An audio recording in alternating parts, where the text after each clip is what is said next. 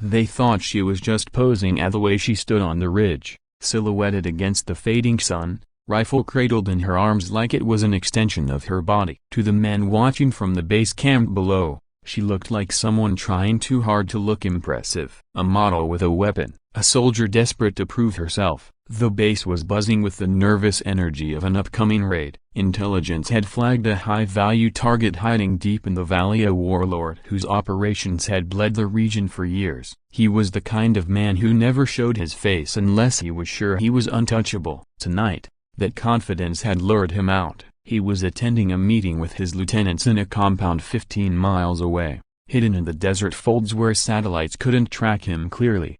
A strike team was already gearing up, preparing helicopters, rifles, drones. They were debating routes and backup plans when she walked up the slope with her gear. No one paid her much attention at first. She had arrived with little introduction beyond her code name, Aria. Rumor said she was a sniper. Some whispered she was pulled in from another theater of war for this mission alone. But when she laid out her rifle on the ridge, her calm silence was met with smirks. 15 miles, one of the operators muttered, shaking his head. Hell, that's not a shot. That's science fiction. Let her pose. Another said with a dry laugh. Looks good on the after-action photos? Aria didn't respond. She adjusted the bipod legs of her custom-built rifle, each motion precise, almost ceremonial. The weapon was unlike anything the men had seen, a monstrous hybrid of carbon fiber, titanium, and black steel, its barrel longer than most rifles' entire bodies. It looked less like a gun and more like a piece of artillery scaled for one person. She pulled a small wind sensor from her pack,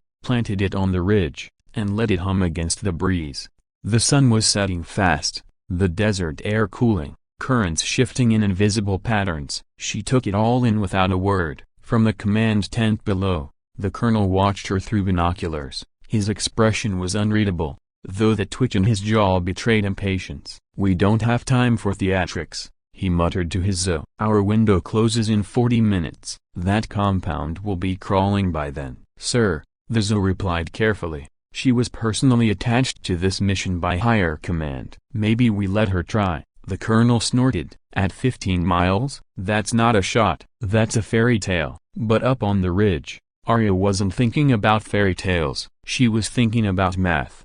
About the curvature of the earth. About wind drift, air density, and the faint shimmer of heat still rising from the desert floor. She was thinking about the man 15 miles away who believed tonight would be his triumph. She slid a bullet into the chamber, a round custom machine for this rifle, each casing weighed, each tip engineered for stability over distances no ordinary sniper dared to imagine. She whispered to herself, a habit from years of solitude behind the scope. Not prayers, not wishes, just numbers. Her spotter crouched beside her, scanning the distant valley through a high-power scope mounted on a tripod. Targets on the move. Entering the courtyard, surrounded by 6, maybe 7 guards. His voice was steady, but inside he was trembling. He knew the range. He knew the odds. Aria pressed her cheek against the stock, closed one eye, and let the world shrink into the glass of her scope. She saw nothing but sand and sky at first, the shimmer of heat playing tricks with the horizon. Then,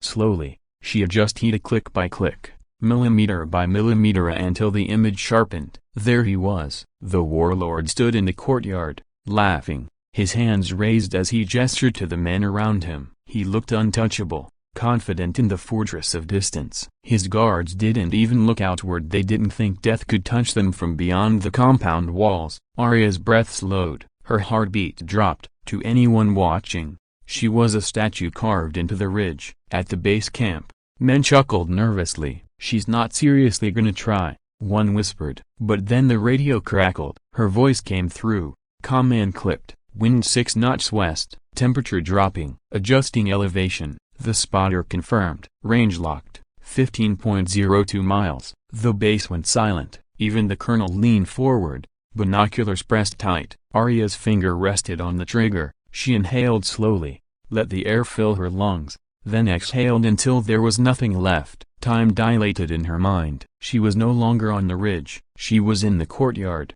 standing inches from the man's chest, watching the pulse in his throat. She squeezed. The rifle thundered, the recoil slamming into her shoulder. The sound echoed across the desert, startling men who had thought she was just playing soldier. The bullet left the chamber at a speed that defied comprehension. It tore through the air, a spinning whisper slicing across miles of emptiness. Every factor Aria had calculated: the Earth's rotation, wind shear, humidity woven into its path. For a long seconds, it was just a speck hurtling through time and space. In the courtyard, the warlord lifted his head mid-laugh. The bullet struck. The impact was silent at the ridge, but in the compound chaos exploded. The warlord's body crumpled before his guards even realized what had happened. His laughter died in his throat, replaced by disbelief in his eyes. The men around him shouted, scattering, searching for an enemy they couldn't see, couldn't imagine. On the ridge, Aria lowered the rifle slowly. Her face didn't change. Her voice came through the radio again, steady as stone. Target neutralized. For a heartbeat, the entire base camp below was frozen. No one spoke, no one breathed. The absurdity of what had just happened crashed against the reality they had witnessed. 15 miles. One shot. The colonel tore the binoculars from his eyes, his mouth hanging open. Jesus Christ! Around him, soldiers erupted into disbelief. No way. That's impossible. What the hell did we just see? But up on the ridge, Aria was already breaking down her rifle, sliding each piece back into its case with quiet precision. To her, this wasn't spectacle, it was work. The spotter finally found his voice, whispering, "That's a broken bar, that's history." Word spread through the base like wildfire. Men who had mocked her minutes earlier now stared in awe. Operators who had doubted her lined up to shake her hand, though she didn't take it. She moved through them like a ghost, her eyes fixed on the horizon. That night, intelligence confirmed the warlord's death had sent shockwaves through his network. Plans collapsed, lieutenants fled, and the region shifted. The mission had been accomplished without a raid, without risking dozens of lives. But for the soldiers who had been there, the mission meant something more. They had seen the impossible. They had seen a human being stretch the limits of physics, of war, of belief itself. In the quiet hours after, the colonel approached her. For once, his tone carried no edge, just curiosity. "How did you know you could make that shot?" Aria looked at him, her eyes calm but unreadable. "I didn't," she said simply.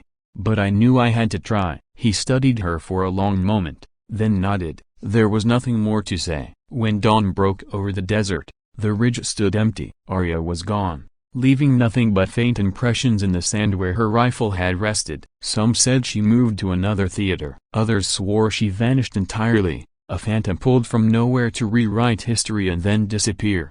But one thing was certain, no one ever mocked her again, because they had seen it with their own eyes. She wasn't posing. She wasn't pretending. She was the sniper who reached across 15 miles and changed the course of a war with a single pull of the trigger. And though the world would never fully know her name, the base would never forget the silence that followed her show, to the silence when disbelief gave way to awe, when laughter turned to reverence, when men who thought they'd seen everything realized they had seen something utterly new. The silence when Aria froze the entire base,